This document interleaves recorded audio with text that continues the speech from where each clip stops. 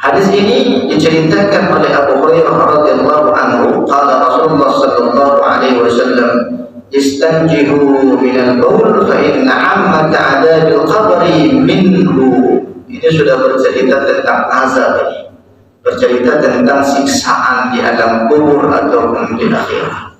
Maka apa kata Abu Hurairah radhiyallahu anhu? Rasulullah sallallahu alaihi wasallam bersabda di dalam hadis ini, istanzahu minal baul, beristinjahlah daripada kencingmu, daripada kotoranmu, kata Rasulullah. Fa inna ammata adabil qabri minhu, sesungguhnya kebanyakan umat manusia diberikan siksaan di alam kubur dikarenakan masalah kencingnya.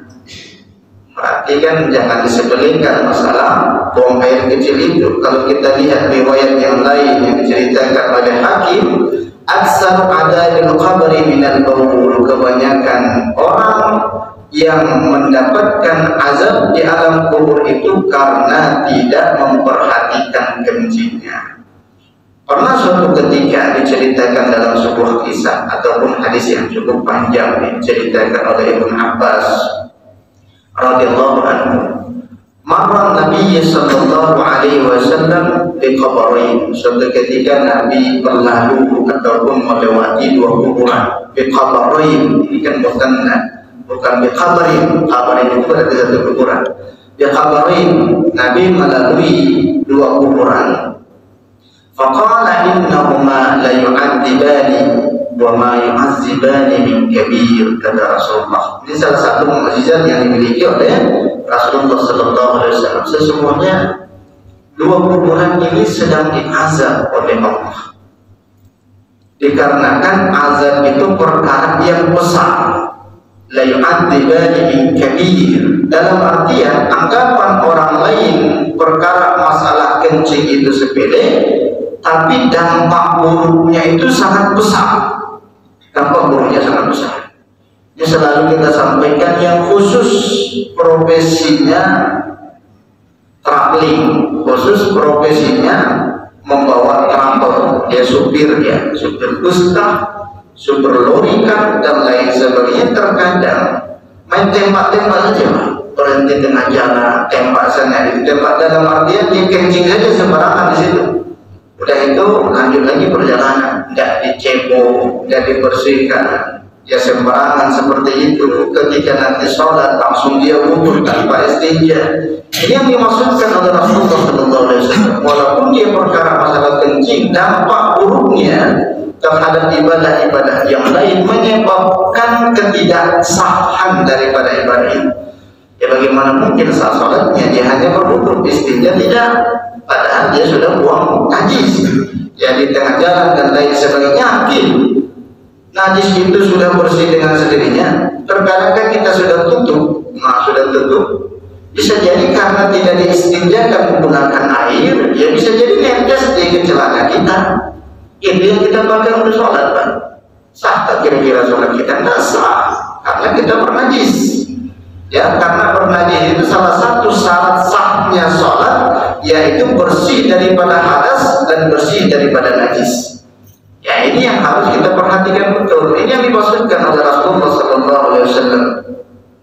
Maka ketika berlalu, amma ahaduhuma la yastatiru minal baul. Ketika ditanya oleh sahabat, ya Rasulullah, kenapa demikian? Karena salah satu antara penghuni daripada kuburan ini la yastatiru minal baul, tidak menutup daripada kencingnya. Yastatir, menggunakan yastatir di situ. Kalau kita lihat qaul penafsiran ulama yang lain, yastatir itu maknanya la yastanjihu minal baul, tidak mengistinjakan, tidak mencebok lah kalau bahasa kita. Tidak cebok ketika dia sudah selesai buang air kecil. Nah, ini mendapatkan azab yang luar biasa di alam kubur, kata Rasulullah. Maka ada upaya yang dilakukan oleh Rasulullah Sallallahu Alaihi Wasallam. Fa'akhadha jaridatur rutabah fasaqqaha nisfayn. Tapi tidak terfokus ke pembahasan itu. Nabi mengambil satu pelepah kurma yang masih basah, diambil fasaqqaha nisfayn, dipotong oleh Nabi Nabi 2 potong, kemudian ditancapkan ke satu kuburan, ditancapkan lagi di kuburan yang kedua. Maka ditanya lagi oleh sahabat, ya Rasulullah, apakah makna, apakah hikmah dibalik daripada pelepah kurma yang masih basah ini engkau tancapkan di atas daripada kuburannya? Maka apa kata Rasulullah sallallahu alaihi wasallam? La'alla yukhaffifu anhuma ma lam yaibisan. Kata Rasulullah, mudah-mudahan dengan perantaraan pelepah kurma yang masih basah ini Allah menghilangkan atau meringankan siksaan mereka berdua sampai pelepah kurma ini mengering, kata Rasulullah. Nah, ini kan salah satu makna yang cukup panjang. Yang terjadi juga perbedaan perspektif ataupun perbedaan pemahaman kalangan ulama. Fungsi daripada pelepah ini apa? Kalau fungsinya untuk menghilangkan ataupun meringankan azab, ya berarti boleh kita melakukan hal yang sama. Kalau fungsinya hanya perantara saja, tapi dua orang yang dikubur itu diringankan azabnya karena syafaat daripada Rasulullah, berarti sia-sia sudah yang kita lakukan hal yang sama.